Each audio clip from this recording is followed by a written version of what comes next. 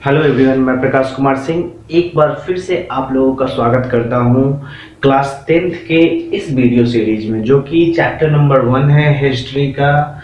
Europe में राष्ट्रवाद तथा उसका राष्ट्रवाद और उदय एवं विकास के बारे में आज हम लोग फिर से चर्चा करेंगे। तो ये वीडियो आप लोग के लिए काफ़ी इंपॉर्टेंट रहेगा। पार्ट 1 इसके पहले मैंने अपलोड कर दिया है, ये पार्ट 2 रहने वाला है। तो आज इसके सारांश को आप लोग को लिखते भी चलना है और समझते भी चलना है, यानी कि राष्ट्रवाद में।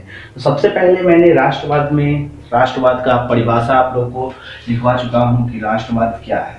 तो राष्ट्रवाद का शाब्दिक अर्थ होता है राष्ट्रीय चेतना का उदय, यानी कि जब कोई इंसान अपने हित के बारे में सोचना छोड़कर अपने राष्ट्र के प्रति सोचने लगे तो उस इंसान को राष्ट्रवादी कहते हैं, और उसके इस भावना को राष्ट्रवाद की भावना कहते हैं। ठीक है, तो राष्ट्रवाद का डिफिनेशन मैंने लिखवा दिया था। उसके बाद मैं बताया हूँ कि राष्ट्रवाद का उदय। राष्ट्रवाद के उदय के बारे में जानने से पहले हम लोग आज से 100-150 साल पहले चलते हैं, जब हमारे देश में क्या विश्व के विभिन्न हिस्सों में क्या था, लोकतंत्र नहीं था, राजतंत्र था। राजतंत्र का मतलब कि जहाँ राजा का शासन होता था। तो सारे राजा क्या थे, ऐसे नहीं थे, अच्छे थे। यानी कुछ राजा निरंकुश भी थे जो जनता पे शासन करते थे, उन्हें दबा के रखते थे, यानी कि जनता का जो सुख दुख है उससे उनको कोई मतलब नहीं होता था। यानी जबरन टैक्स कर लेना, वो भूखे मरे चाहे कैसे भी हो, उससे उनको कोई मतलब नहीं होता था। राजा को अपनी जो जितनी भी ऐशो आराम की जिंदगी थी उससे मतलब थी। राजा को अपने ऐशो आराम से मतलब था, जनता का कोई नहीं था। तो ऐसे देशों में क्या हुआ, जनता में धीरे धीरे जाके आक्रोश जगी, और इसी आक्रोश को बाद में क्रांति का नाम दिया गया, और राजा के खिलाफ विक्रांति किए अपने हक को लेकर। तो ऐसे ही कुछ हुआ फ्रांस में, और वहाँ सर्वप्रथम सबसे पहले राष्ट्रवाद का उदय यूरोप में हुआ। यूरोप के एक फ्रांस देश है जहां लुई 16वां यानी कि बुर्बो राजवंश के राजा लुई 16वां के खिलाफ वहां की जनता ने आंदोलन किया, और वहां जो राजतंत्र था उसको समाप्त करके लोकतांत्रिक राजतंत्र स्थापित किया। तो वही चीज है कि राष्ट्रवाद के उदय में हम लोग सबसे पहले कारण को देख लिए, उसके बाद देखेंगे फ्रांस में इसका सबसे पहले उदय हुआ था। राष्ट्रवाद का ऐसा नहीं है कि राष्ट्रवाद का उदय उसी समय हुआ था, फ्रांस में ही हुआ था। राष्ट्रवाद की भावना का विकास प्राचीन काल में ही हो गया था, लेकिन जो विकास हुआ, जो तेजी से लोगों में गुस्सा पनपी, ये सब हुआ 1789 के फ्रांस की क्रांति से। 1789 ईस्वी में ये जोरों शोरों से देखा गया, और केवल फ्रांस में नहीं हुआ, फ्रांस में स्टार्ट हुआ और फ्रांस के बाद पूरे यूरोप में हो गया, और इसका प्रभाव देश के विश्व के अन्य भागों में भी पड़ा। तो फ्रांस में राष्ट्रवाद कब हुआ, 1789 ईस्वी की क्रांति से। वहां किस वंश का शासक था, तो बुर्बो राजवंश। जैसे यहाँ मुगल वंश, लोधी वंश, ये सब कुछ वंश के नाम हैं जिनके पूर्वज शासन करते हैं, वैसे ही वहां बुर्बो राजवंश शासन करते थे। और बुर्बो राजवंश का राजा कौन था, जब क्रांति हुआ था तो उस समय वहां का राजा कौन था, तो उस समय वहां का राजा था लुई 16वां। राजा का नाम था लुई 16वां, जो काफी निरंकुश हो चुका था। उसे जनता के सुख दुख से कोई लेना नहीं था, वो अपने ऐशो आराम को देखता था। और एक और कारण है, जब हम लोग 9th क्लास में फ्रांस की क्रांति के बारे में पढ़ेंगे तो वहाँ जानेंगे कि लुई 16वां का भी कुछ कारण था। लुई 16वां के पहले जितने भी राजा महाराजा थे वो युद्ध में ऐशो आराम में पूरा अपना तिजोरी खाली कर चुके थे, और जब लुई 16वां आया तो इससे जो व्यवस्था नहीं चल रही थी उसे चलाने के लिए जनता पे और टैक्स लादना पड़ा, और उसी समय भूखमरी, फसल नष्ट होना, ऐसी समस्या जनता के पास थी। और जनता जो समाज 3 वर्गों में बटा था, समाज उस समय 3 वर्गों में बटा था। 2 जो ऐसे वर्ग थे जिन्हें टैक्स नहीं देना पड़ता था, और एक जो मध्यम वर्ग था जो किसान और अन्य लोग इसमें थे, इसे क्या करना पड़ता था, टैक्स देना पड़ता था, और इन लोगों को टैक्स नहीं देना पड़ता था। और जो लुई 16वां जब राजा बना उस समय क्या किया, ये टैक्स की राशि और बढ़ा दिया। टैक्स जो था और बढ़ा दिया, जिससे आक्रोशित होकर जनता ने यह आंदोलन कर दिया, यानी कि क्रांति शुरू कर दिया। तो लुई सुलावा उस समय राजा था और लुई सुलावा के खिलाफ क्रांति जब स्टार्ट हुआ तो उसके तानाशाहीपन का समाप्त हो गया, यानी कि सभी जनता मिलकर आंदोलन किए और आंदोलन में वहां के फ्रांस की जो जनता थी उसे सफलता मिली और तानाशाही समाप्त हो गई, राजा की तानाशाही समाप्त हो गई। अब देख लेते हैं कि क्रांति के समय किए गए कार्य, यानी कि क्रांति के समय क्या क्या कार्य किए गए थे। तो भारत में आपने सुना होगा कि जब अंग्रेजों से लड़ा जा रहा था तो क्रांतिकारियों ने भारतीयों के मन में राष्ट्रवाद की भावना जगाई, यानी कि उन्हें क्या कर रहे थे, शिक्षित कर रहे थे कि ये हमारा देश है। वैसे ही फ्रांस में जो सामूहिक भावना, लोगों में जो सामूहिक भावना बढ़ाने का प्रयास किया जा रहा था, किसके द्वारा, जो फ्रांस के क्रांतिकारी थे, जो पहले से ये बात समझ चुके थे कि राजा हम पे शासन कर रहा है, वो और लोगों को शिक्षित कर रहे थे क्रांति में शामिल होने के लिए, यानी कि सामूहिक भावना वो बढ़ा रहे थे। वो जान रहे थे कि जितने अधिक लोग जुड़ेंगे इससे उतना ही जल्दी हम लोग को सफलता मिलेगा। अगर कोई भी आंदोलन 2-4 आदमी करे तो उससे सफलता नहीं मिलेगी। वही चीज है, इसके लिए उन्होंने पितृभूमि कहा कि ये हमारी पितृभूमि है, पूर्वजों की भूमि है, हम यहाँ के क्या है, नागरिक है। ऐसी भावनाओं को उत्तेजित किया। उसके बाद इन्होंने क्या किया कि मान लीजिए कोई भी आंदोलन हो रहा है, अलग अलग लोग अलग अलग झंडा अपना लेके चले, अलग अलग आंदोलन करे, तो वो कामयाब नहीं होगा जब तक एकजुट नहीं होंगे।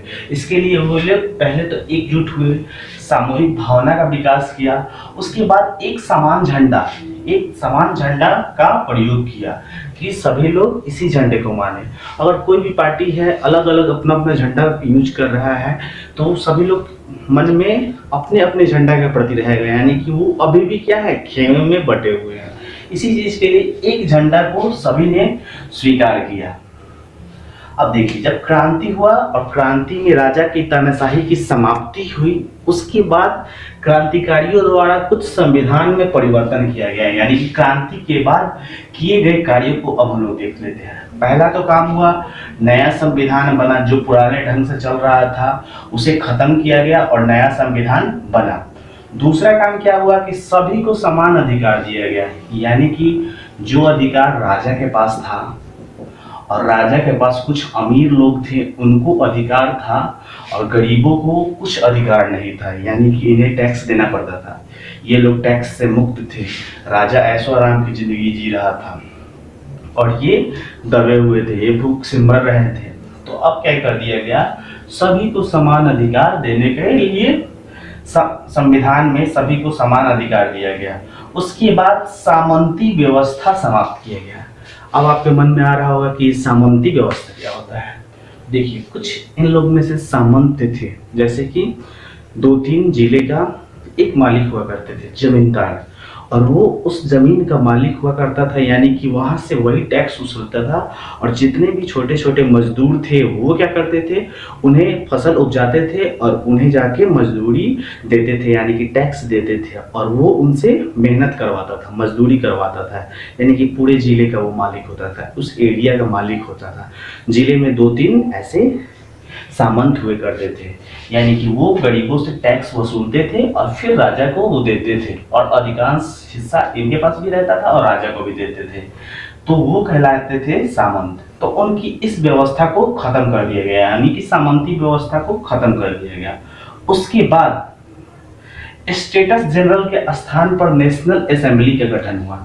स्टेटस जनरल क्या होता है, ये जैसे संसद हम लोग का होता है कि कोई भी नियम कानून बनता है वो बनाने के लिए होता है, तो वैसे ही था राजा, राजतंत्र में जब राजा का शासन था स्टेटस जनरल था। कोई भी टैक्स, कर, चाहे कोई भी समस्याओं का निपटारा इसी में किया जाता था, स्टेटस जनरल में। और यहाँ जो था राजा के गुलाम कहें या चाटुकार कहें, यानी कि उनके हाँ में हाँ मिलाने वाले लोग बैठते थे स्टेटस जनरल में। तो इसको जब ये तानाशाही खत्म हुआ तो इसको खत्म करके नेशनल असेंबली का गठन कर दिया गया। नेशनल असेंबली में जो था वो जनता द्वारा चुने गए प्रतिनिधि ही भाग लेते थे, या जनता के बीच के प्रतिनिधि भाग लेते थे और वो जनता के हित में काम करते थे। इसीलिए स्टेटस जनरल को खत्म करके नेशनल असेंबली में बदल दिया गया। उसके बाद क्या कार्य हुआ, आंतरिक आयात निर्यात शुल्क समाप्त कर दिया गया।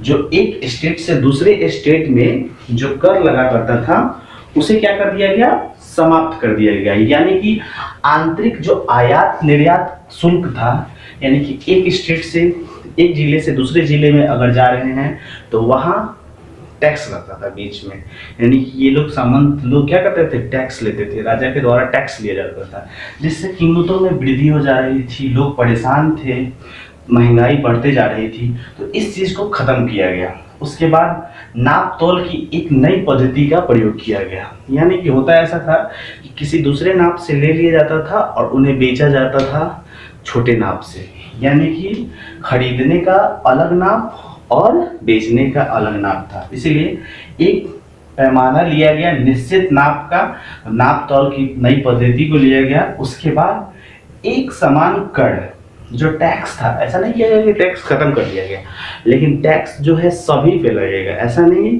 कि सिर्फ ये जो तीसरे स्टेट के लोग थे इन्हीं पे लगेगा, यानी कि जो गरीब किसान मजदूर है उन्हीं पे लगेगा। अब ये टैक्स सभी को देना होगा, लेकिन वे निश्चित सीमा में। यानी कि कुछ पहले था कि कुछ ही लोग टैक्स देते थे ज़्यादा मात्रा में, और कुछ लोग इससे वंचित थे, लेकिन अब सब देंगे, लेकिन एक निश्चित सीमा होगा। तो एक समान कर किया गया। उसके बाद फ्रेंच, इस समय क्या था, फ्रांस छोटे छोटे हिस्सों में बटा था और हर एक हिस्से में अलग अलग भाषा बोली जाती थी।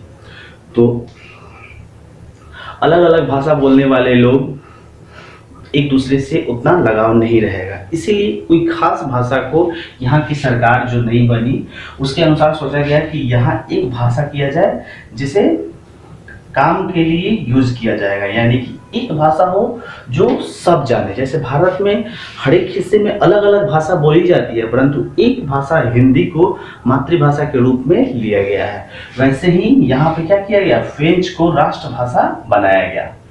उसके बाद देखिए राष्ट्रगान के रूप में मार्सिले को अपनाया गया। ये मार्सिले क्या था, ये मार्सिले एक जोशीला गाना था जो कि युद्ध में जाते समय सैनिक क्या करते थे, इसे गा के जाते थे, जिससे हिम्मत ताकत उनको और बढ़ती थी।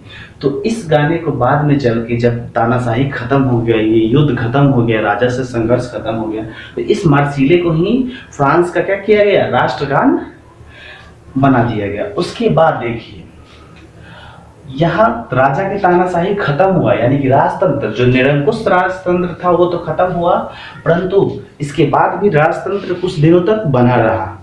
यानी कि लुई 16वां था, राजा था, लेकिन लोकतांत्रिक राजतंत्र की व्यवस्था यहाँ पे अपनाई गई। यानी कि 1793 में कुछ कारण से लुई 16वें के कुछ नीति के कारण इसको क्या किया गया, सार्वजनिक रूप से फांसी दे दी गई 1793 में। देखिए 1789 में क्रांति हुआ, उसके बाद क्रांति में विजय भी हुआ, और उसके बाद 1793 में कुछ कारण था।